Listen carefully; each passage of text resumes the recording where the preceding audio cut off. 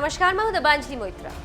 गलवान घाटी में जो स्थिति फरवरी में थी वही स्थिति आज की तारीख में और बैठकों का दौर जारी, लेकिन दोनों तरफ के अधिकारी किसी नतीजे पर नहीं पहुंच पा रहे। भारत की मांग है कि चीन फरवरी वाली स्थिति में आए, लेकिन चीन है कि मानता नहीं। इसी बीच दोनों देश लद्दाख रीजन में सेना, हथियार, मिसाइल, तोप, पेटेंट टैंक, लड़ाकू जहाज सारे इकट्ठा कर लिए और लग रहा है कि युद्ध होकर रहेगा।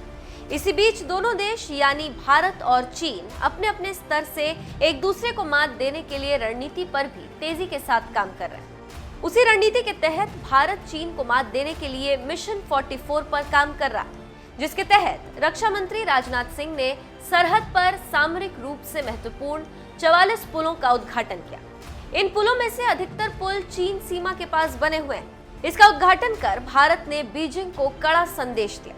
रक्षा मंत्री राजनाथ सिंह ने नाम लेकर कहा कि चीन और पाकिस्तान की वजह से सीमा पर तनातनी। हमारी आर्म्ड फोर्सेस के जवान बड़ी संख्या में ऐसे इलाकों में तैनात होते हैं जहां पूरे साल ट्रांसपोर्ट की सुविधा उपलब्ध नहीं हो पाती है, और खासकर ऐसे समय में जब ठंड बढ़नी शुरू होती है, कई इलाकों के रास्ते बर्फबारी के कारण बंद हो जाते हैं। ऐसे में ये पुल और टनल हमारी सेनाओं तक राशन और सैन्य सामग्री यानी मिलिट्री इक्विपमेंट आदि पहुंचाने में भी काफी सहायक सिद्ध होते हैं।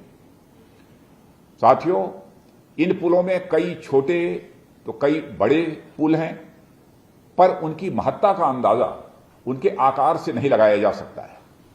शिक्षा हो या स्वास्थ्य, व्यापार हो या खाद्य आपूर्ति, आर्म्ड फोर्सेस की सामरिक आवश्यकता हो या अन्य विकास के काम, इन्हें पूरा करने में ऐसे पुलों और सड़कों की समान और एक अहम भूमिका होती है। जिन 44 पुलों का उद्घाटन राजनाथ सिंह ने किया है, उनमें से 8 पुल लद्दाख में पड़ते हैं, 10 पुल जम्मू कश्मीर में आते हैं। चीन से अपनी सीमा को साझा करने वाले उत्तराखंड और अरुणाचल प्रदेश में 8 पुल, चीन के साथ सीमा साझा करने वाले हिमाचल प्रदेश में 2 पुल हैं और उसी तरह सिक्किम में 4 पुल। सामरिक मामलों के जानकारों की माने तो भारत ने LOC से लेकर LAC तक अपनी पहुंच को बढ़ा दिया। इसके साथ ही साथ पाकिस्तान से सटे पंजाब में भी 8 पुल पड़ते हैं। रक्षा मामलों के विशेषज्ञों की माने तो चीन और पाकिस्तान की तरफ से आते खतरों के बीच भारत भविष्य की रणनीति के तहत काम कर रहा है, जिससे आने वाले खतरों से निपटा जाए। भारत सरकार द्वारा बनाए गए ये पुल 3 मीटर से लेकर 84 मीटर तक लंबे और इन 44 पुलों के बनने के बाद भारत की ताकत बढ़ेगी।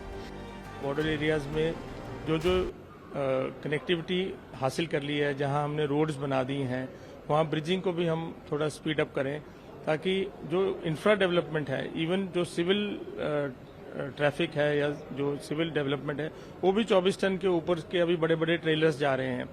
स्ट्रेटेजिक फोर्सेस के लिए तो फर्क पड़ता ही है, but all around development of the entire economic growth, tourism, infrastructure development of the border areas and finally integrating them into the country, ये मेन फोकस रहता है। आज जो किया है उसमें 8 ब्रिजेस लद्दाख में हैं और काफ़ी ब्रिजेस लद्दाख में बन रहे हैं। जहाँ जहाँ हमने रोड्स का कंस्ट्रक्शन पूरा कर दिया है, डबल लेन रोड्स या single lane roads black top कर दिए हैं, तो अभी काफ़ी ब्रिजेस हैं, 30-40 ब्रिजेस के करीब लद्दाख एरिया में ही बन रहे हैं, जो कि अगले 6 महीने से 1 साल के अंदर अंदर वो पूरे की। तो आप समझ सकते हैं कि कैसे भारत ने चीन और पाकिस्तान को घेर लिया। सीमा पर इन्हीं रणनीतिक निर्माणों से ही चीन और पाकिस्तान टेंशन में। इसके साथ ही साथ पिछले हफ्ते प्रधानमंत्री मोदी ने अटल टनल का उद्घाटन किया, जिससे हिमाचल से लद्दाख पहुंचने में काफी कम समय लगेगा। तो आप समझ सकते हैं कि कैसे भारत ने अपनी स्थिति मजबूत कर ली है और इसके नतीजे क्या होंगे।